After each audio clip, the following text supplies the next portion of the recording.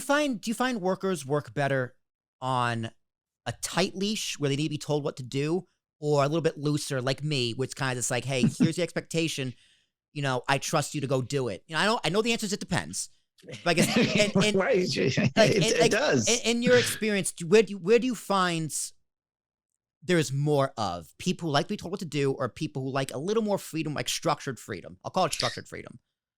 Yeah, again, my own personal view is I like to give people freedom to do things on their own. Now, that doesn't mean I'm not involved or not giving direction or not helping, not behind the scenes, but there is a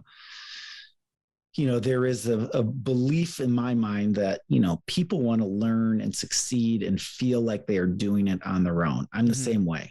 Right. So I love when someone gives me a project and the question or the directive is figure it out.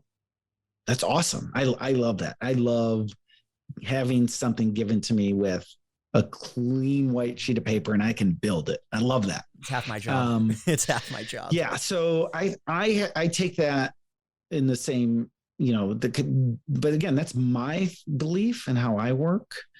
And I know everybody's different. So again, as managing people and working with people, you have to understand what everybody needs. And some people need a little bit more direction, and, some people that might be more junior and others don't. But I like to give people the opportunity to figure it out on your own. And if you need help, I always tell people I work with, just raise your hand. Just raise your hand. I'm not a intimidating person to come sit with. If you want to have a meeting with me, I love meeting with people. Let's go get a coffee. Let's have a Zoom call. Come.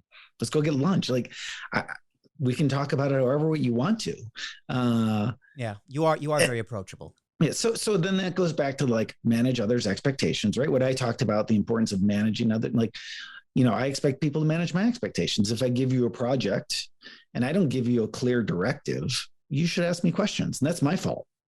And I take responsibility for that, but then you should be responsible enough to say, you didn't give me a deadline on this. Do you have a deadline? And who should I work with? You didn't tell me.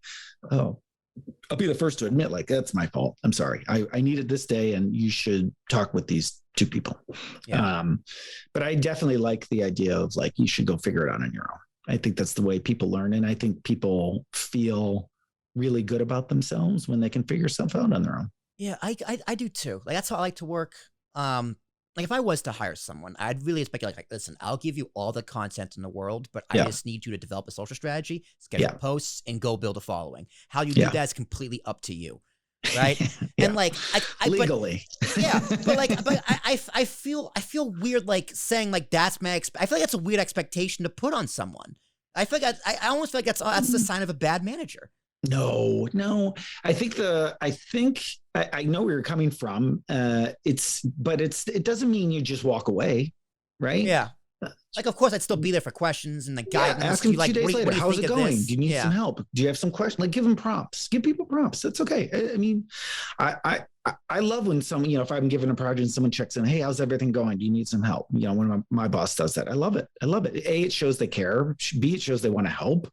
And they're all in. And then I know the importance of it. So again, mindset is really important in all of this as both a manager and, someone being managed.